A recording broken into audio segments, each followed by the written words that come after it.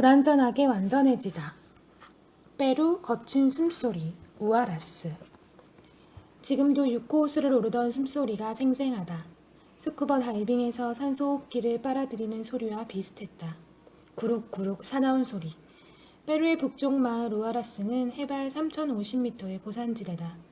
거기서도 고산병 약을 먹지 않으면 숨이 찬데 4600m의 육구 호수까지 오르는 등반을 떠났다. 백두산이 2750m다. 오를수록 한 걸음 딛기가 힘들었다. 숨이 거칠어지고 콧물이 주르륵 흘렀다. 누가 다리를 잡아당기는 것 같았다. 악을 썼다. 10걸음 못 가서 주저앉고 콧물을 닦고 다시 걸었다. 이렇게 힘들다고 왜 아무도 말을 안 해줬지? 남미 여행의 첫날 페루의 수도 리마에서 1박을 하고 아무런 준비 없이 우아라스에 갔다. 리마의 터미널 바닥에 앉아서 버스를 기다리다 배낭이 무거워 일어나지 못했다. 주변에서 일으켜줬다. 배낭여행이 준비가 되지 않은 사람, 누가 봐도 초짜였다. 버스는 밤에 출발해 8시간을 달려 우아라스에 도착할 예정이었다. 버스에서 계속 모기약을 발랐다. 당시 브라질을 중심으로 남미 전역에 지카 바이러스 주의보가 있었다. 1g이라도 덜어내야 할 배낭에 유리병으로 든 모기약 20개가 들어있었다. 옆자리에 현지인은 몸에 시큰한 약을 발라드는 나를 신기하게 쳐다봤다. 나는 드러난 허벅지를 옷으로 덮으며 배낭을 확인하고 옆을 경계했다. 그는 우아라스에 도착하기 전에 수줍게 웃으며 내렸다. 그에게 모욕감을 줬을까 두려웠다. 우아라스에 도착하고 버스 짐칸에 실은 배낭을 꺼냈다. 역시 배낭을 메고 일어나지 못했다. 한국인 여행자가 일으켜줬는데 그 옆에 세계 일주 중이라는 동행이 희미하게 웃었다. 비웃음에 가까웠다. 정류장에서 15분 정도 걸어 게스트하우스에 갔다. 여성 전용 도미토리가 있어서 편했다. 욕실 겸 화장실이 방에 있어 샤워 후 알몸으로 나올 수 있다. 잘 때 브레이지어를 벗고 팬티만 입고 자도 됐다. 이 정도면 최고의 도미토리다. 고지대라 빨랫감은 일주일 내내 마르지 않았지만 괜찮았다. 입고 말리면 되니까. 창밖을 보니 시장이었다. 인디오 아주머니들이 망태기에 꾸이를 4-5마리씩 넣어 팔았다. 꾸이를 통째로 굽는 요리는 잉카 시대부터 내려온 페루의 전통 음식으로 지금도 별미다. 후에 페루 쿠스코에서 꾸이 통구이를 주문했는데 다행히 바싹 타서 나왔다.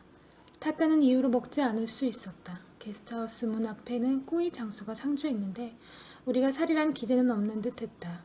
주변은 꼭지를 굽는 노점의 연기가 자욱했다. 횡단보도는 없지만 오토바이와 사람들이 분주히 서로를 피해갔다.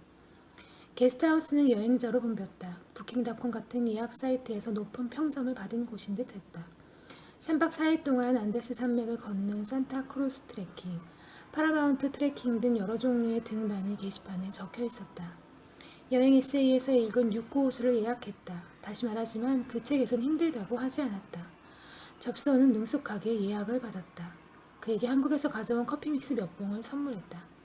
고산지대라 커피 믹스는 터질 듯 부풀어 있었다. 여행 중 만나는 사람에게 종종 커피 믹스를 선물했는데 감동하리는 예상과 달리 덤덤했다.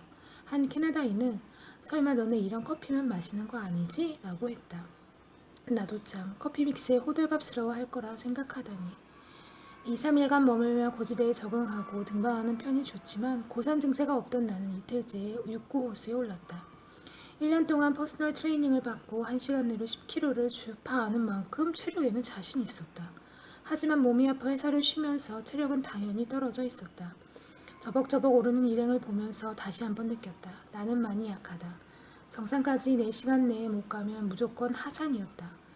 안내하는 현지 여성은 웃으며 걸었다. 권태보단 여행자를 보는 신기함이 서려 있었다. 건장한 어느 백인 여성은 너 정말 괜찮니? 라고 자주 물었다. 내가 죽을 것 같은 표정으로 괴성에 가까운 호흡을 냈기 때문이다. 처음부터 고산병 증세를 호소한 한국인 여성은 중도 포기했다. 2시간쯤 지나니 6구호수가 나타났다. 처음 보는 풍경이었다. 안데스 산맥의 하얀 봉우리에서 녹은 눈이 흘러 에메랄드 호수를 이뤘다. 설산은 최대한 하얗고 호수는 최대한 푸르렀다. 모든 게 선명했다. 한 여성은 6구호수를 보자마자 옷을 벗고 나체로 수영했다고 한다. 그러지 못한 것이 지금도 아쉽다. 뭐든 하는 것이 하지 않는 것보다 후회가 덜하다. 대신 물이 종아리에 오를 때까지 호수로 걸어 들어갔다. 살이 아리게 차가웠다. 다리를 닫고 바위에 앉아 호수를 바라보았다. 하산하면서는 안데스 산맥을 바라보았다. 눈물이 흘렀다. 아름다워서다. 아름다워서 눈물을 흘릴 수 있구나. 언제가 마지막이었지? 그런 적이 있기는 하고.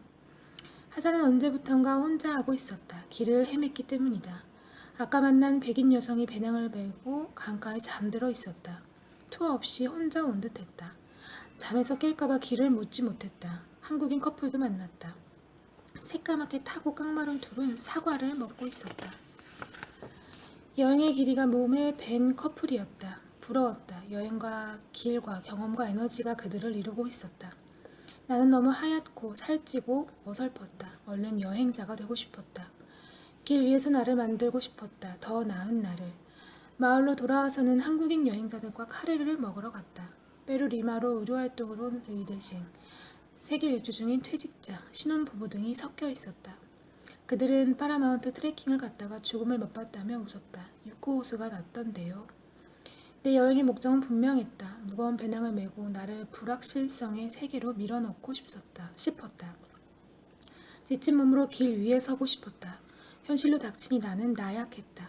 죽음마저 느꼈다. 하지만 겪어냈다. 한 우주 비행사는 우주에서 지구를 바라본 경험으로 인생이 바뀌었다고 했다. 내게 우주여행은 없을 테니 다른 경험을 최대치로 하고 싶었다. 아름다움을 보는 경험, 그것이 인생을 바꿀지는 알 수 없지만 보지 않은 나와는 1mm라도 다를 것이다. 여전히들은 한 소설가의 강의가 생각났다. 공중부양을 했다가 다시 착지하면 똑같은 자리에 올 수 없고 1mm라도 벗어나잖아요. 소설 읽기도 비슷해요. 여행도 그러하다. 유코스의 여파로 시내만 거닐다가 하루는 버스를 타고 산동네에 갔다. 버스 종점에 내려서 두리번거리다 용산에 산다는 빼로 아주머니를 만났다. 휴가 왔다면서 셀카봉을 꺼내 셀카를 찍었다. 이거 지하철에서 파는데 셀카봉도 없어요? 우아라스 산 동네에 용산 사는 페루인을 만났듯이 여행은 예상치 못한 구덩이를 여기저기 파놓고 있었다. 사막의 클럽 이카. 사막을 동경했다. 미드 브레이킹 배드에서 살인과 마약 거래가 이루어지던 곳. 1969년 영화 나홀로 사막의 길 잃은 소년과 반려견이 생사를 넘나들던 곳. 사막을 횡단할 때 무엇이 가장 힘듭니까? 라는 질문에 신발로 잡고 들어오는 모래라고 답한 모험가. 이처럼 사막은 위험과 개성이 있으니까. 페루의 수도인 리마에서 버스로 3시간 내려가 이카에 도착했다. 연한 흙탕물에 레몬을 섞은 듯한 색의 기분 좋게 뿌연 대기와 땅이 나타났다. 사막색의 구역에 들어온 것이다. 의외로 찌는 듯이 덥진 않았다. 습도가 낮고 사막에 맞춰 천천히 움직였기 때문이다. 이카 버스터미널에서 5km 떨어진 오아시스 마을 와카치나로 이동했다. 야자수와 단층 집들이 오아시스를 옹기종기 둘러싸고 있었다. 한 바퀴 도는데 30분도 안 걸리는 조그만 마을이어서 아무 호스텔에 들어갔다. 재난이 없는 한 물을 갈지 않을 법한 수영장과 날림으로 올린 건물이었다. 가장 저렴한 3층의 도미토리를 골랐다. 태양을 피하기 위해 창문이 아주 작아 동굴처럼 어두웠다. 20여 개의 2층 침대는 영화에서 보던 전시병동 같았다. 그거와는 달리 이불이 없었다. 사물함에 자물쇠가 고장나 배낭은 하늘에 맡겼다. 1층의 샤워실은 공중화장실과 비슷한 구조로 바닥에 모래가 가득했다. 옷을 걸어둘 고리가 없어 옷까지 샤워를 했지만 큰 상관없었다. 어차피 10분이면 바싹 말랐다. 낮에는 무기력이 호스텔을 지배했다. 과음으로 좀비가 된 여행자들이 태양을 피했다. 기운 있는 여행자는 사막에 보드를 타러 갔다. 모두 밤을 기다렸다. 밤의 와카치나는 사막의 클럽 같았다. 호스텔마저 클럽 음악으로 시끄러웠고 몇 안 되는 술집은 만석이었다. 첫날에는 와카치나에서 모두 한다는 버기 투어를 예약했다. 버기차를 타고 사막의 언덕을 롤러코스터처럼 오르내리는 투어다. 9인승의 버기차는 호스텔을 돌며 예약한 손님을 태우고 엉덩이가 들썩일 정도로 달린다. 마지막 언덕에 오르면 차에서 내려 샌드보드를 탄다. 초를 칠해 미끄럽게 만든 보드에 엎드려서 사막을 슬라이딩한다. 어릴 적 쌀 포대 눈썰매만큼 부드럽고 빨랐다. 얼마나 빠른지 슬라이딩하던 사람끼리 부딪혀 병원에 입원했단다. 슬라이딩을 마치고 모두 석양을 기다려 앉았다. 모래는 푹신했다. 누웠다.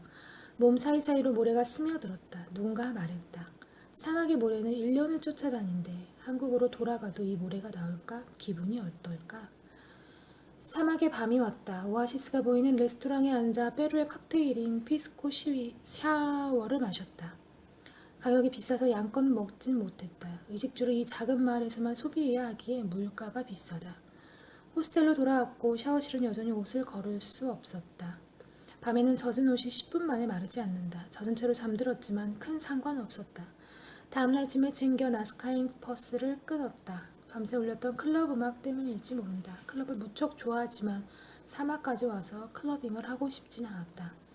언젠가는 사막을 횡단하고 싶다. 공손히 군다면 허락해 줄지 모른다.